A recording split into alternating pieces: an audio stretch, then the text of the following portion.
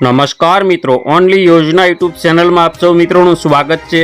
અત્યારે રાત્રિના 9:30 જેવો સમય થવા આવ્યો છે, ત્યારે રાત્રિના સમયે અત્યારે ડિપ્રેશન સિસ્ટમ કઈ રીતે આગળ વધી રહી છે તેમજ વાવાઝોડું ક્યારે બનશે અને કઈ રીતે આગળ વધશે તેમજ ગુજરાતમાં અત્યારે રાત્રે કાળમુખી રાત્રિ રૂપી કયા વિસ્તારમાં ભારેથી અતિ ભારે વરસાદ વરસવાનો છે જોઈએ સંપૂર્ણ અપડેટ। ખાસ કરીને સૌરાષ્ટ્ર કચ્છમાં અતિ ભારે વરસાદ અને ભારે પવન 80-90 કિલોમીટર પ્રતિ કલાક સુધીનો પવન પણ કેટલાક વિસ્તારોમાં ફૂંકાઈ શકે છે। તો જો વાવાઝોડું બને ત્યારે શું સ્થિતિ સર્જાઈ શકે, હવામાન વિભાગ દ્વારા ક્યારે જાહેરાત કરવામાં આવી શકે જોઈએ સંપૂર્ણ અપડેટ। ચેનલમાં નવા હોય તો સબસ્ક્રાઇબ કરી લેજો। ખાસ કરીને જોઈએ અત્યારની અપડેટ, તો વાવાઝોડું બનશે તો અરબી સમુદ્રમાં કચ્છની નજીક બનશે, ત્યારે પવનની ઝડપ 100 થી 110 કિલોમીટર પ્રતિ કલાકની પણ હોઈ શકે। તે વાવાઝોડું કઈ દિશામાં આગળ વધશે તેની વાત કરીએ તો આ રીતે ધીમે ધીમે વાવાઝોડું આગળ વધવાનું છે, જેમાં ખાસ કરીને તેની પવનની ઝડપ 100 થી 110 અથવા તો તેના કરતાં પણ વધી શકે છે। 30 તારીખે બપોર પછી કરાચી અને કચ્છથી દૂર આ રીતે જતું આપણને જોવા મળશે, પરંતુ તેનો ટ્રેક કાંઠે કાંઠે જઈ અને મસ્કટ આજુબાજુ ટકરાવવાની સંભાવનાઓ છે, અથવા તો ઓમાન તરફ પણ ગતિ કરી શકે, ત્યાંથી ફંટાઈ શકે, ત્યારે તેની સ્થિતિ આપણને ખ્યાલ આવશે। જોઈએ આગામી 31 તારીખની સ્થિતિ મુજબ કે તેની પવનની ઝડપ 100 કિલોમીટર પ્રતિ કલાકની આપણને જોવા મળે છે અને પાકિસ્તાનના કરાચી આજુબાજુ તે તાંડવ મચાવી શકે છે। જોઈએ આગળ જતા કઈ રીતે તે આગળ વધવાનું છે। કેટલાક મોડલો દર્શાવી રહ્યા છે કે તે અતિ ભયંકર રૂપ ધારણ કરશે ગુજરાત ઉપર, એટલે કે કચ્છ ઉપર હજુ પણ 48 કલાક સુધી તે ભયંકર રીતે તબાહી મચાવી શકે છે। તો આ રીતે ખાસ તે પાકિસ્તાન આજુબાજુથી આગળ વધી રહ્યું છે, જેના કારણે કહી શકાય કે તે મસ્કટ આજુબાજુ જવાનું છે અથવા તો આબુ ધાબી નજીક ટકરાવવાનું છે। જોઈએ આગામી 1 તારીખની અપડેટ, જેમાં રાત્રિના સમયની અપડેટ જોઈએ તો રાત્રિના સમયગાળા દરમિયાન તે આપ જોઈ શકો મસ્કટ આજુબાજુ ભારે પવન, એટલે કે પવનની જે ઝડપ છે તે 106 થી 120 કિલોમીટર પ્રતિ કલાકની આપણને જોવા મળે છે, 125 કિલોમીટર પ્રતિ કલાક સુધીની પવનની ઝડપ થઈ અને ત્યાં ભયંકર તબાહી મચાવી શકે છે। વાવાઝોડું બનશે તે અત્યારે તો બધી સિસ્ટમોની અંદર લાગી રહ્યું છે, પરંતુ આગામી સમયમાં તેની દિશામાં ફેરફારો પણ થઈ શકે। તો જોઈએ અત્યારની ગુજરાત ઉપર ખાસ સૌરાષ્ટ્ર કચ્છ ઉપરની અપડેટ કે જેમાં ભયંકર તબાહીના દ્રશ્યો સામે આવ્યા છે। આજે રાત્રે શું થવાનું છે જોઈએ સંપૂર્ણ અપડેટ। હવે આપણે અત્યારની વાત કરીએ તો અત્યારે સિસ્ટમ આ રીતે કચ્છ ઉપર અતિ મજબૂત છે, જેના કારણે કચ્છના જે વિસ્તારો છે જેમાં અત્યારે રાત્રિના 12 વાગ્યાથી લઈ અને 1 વાગ્યા સુધીના સમયગાળા દરમિયાન પણ આ સિસ્ટમ છે તે કચ્છ ઉપરથી ખસવાનું નામ નથી લેતી, જેના કારણે કચ્છના વિસ્તારો અને સૌરાષ્ટ્રના વિસ્તારોમાં હજુ પણ ભયંકર વરસાદની સંભાવના આજે રાત્રે ગણી શકાય। તો હવે સૌથી પહેલાં આપણે જોઈએ ગુજરાતમાં અત્યારે કયા કયા વિસ્તારોમાં વરસાદની સંભાવના છે, જેમાં ખાસ કરીને કચ્છના વિસ્તારોની વાત કરીએ તો લખપત આજુબાજુના જે વિસ્તારો છે તેમજ ખાવડા છે, નલિયા આજુબાજુના વિસ્તારો, નાગવીરી, નિરોણા, ભુજ, ગઢશીસા સાઈડના જે વિસ્તારો છે, માંડવી, મુંદ્રા અને ગાંધીધામ સુધીના વિસ્તારોમાં અતિ ભારે વરસાદ, તો માનફાર, રાપર, આડેસર, ધોળાવીરા આ બધા વિસ્તારોમાં સામાન્ય વરસાદ પડી શકે।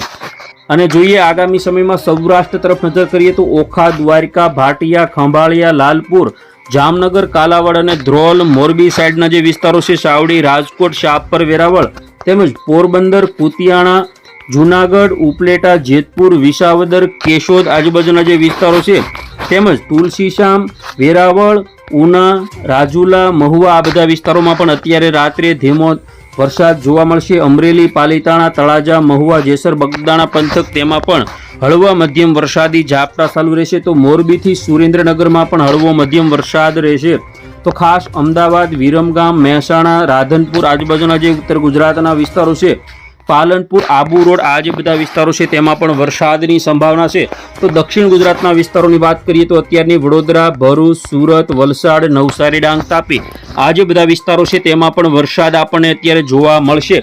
હવામાન વિભાગ દ્વારા પણ ગુજરાતની અંદર ખાસ સૌરાષ્ટ્ર કચ્છના વિસ્તારોમાં રેડ એલર્ટ જાહેર કરી દેવામાં આવેલું છે। તો બંગાળની ખાડીમાં વધુ એક સિસ્ટમ બની રહી છે, જે 2જી તારીખ આજુબાજુ ગુજરાત ઉપર પહોંચે તો ગુજરાતમાં લગાતાર વરસાદી રાઉન્ડ સપ્ટેમ્બર મહિનામાં પણ ચાલુ રહી શકે છે।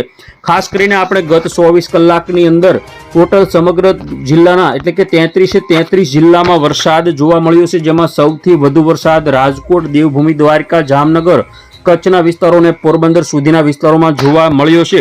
ભારે તબાહી, ગામડાઓ ડૂબી રહ્યા હોય તેવી સ્થિતિ જોવા મળી હતી. તો જોઈએ આગામી આજે રાત્રે પણ કેટલાક વિસ્તારોમાં તેવી સ્થિતિ જોવા મળી શકે. તો ખાસ કરીને આજે રાત્રે 2 વાગ્યાથી 4 વાગ્યાના સમયગાળા દરમિયાન કચ્છના જે વિસ્તારો છે જેમાં લખપત, ખાવડા, નલિયા, ભુજ, ગાંધીધામ અને રાપર, માંડવી આ બધા વિસ્તારોમાં ભયંકર વરસાદની સંભાવના. તો ફરી વખત દ્વારકા, ભાણવડ, પોરબંદર, સલાયા, જામનગર, ખાસ કરીને જામનગરથી મોરબી, નવલખી આ જે બધા વિસ્તારો છે તેમાં સાવધાન રહેજો.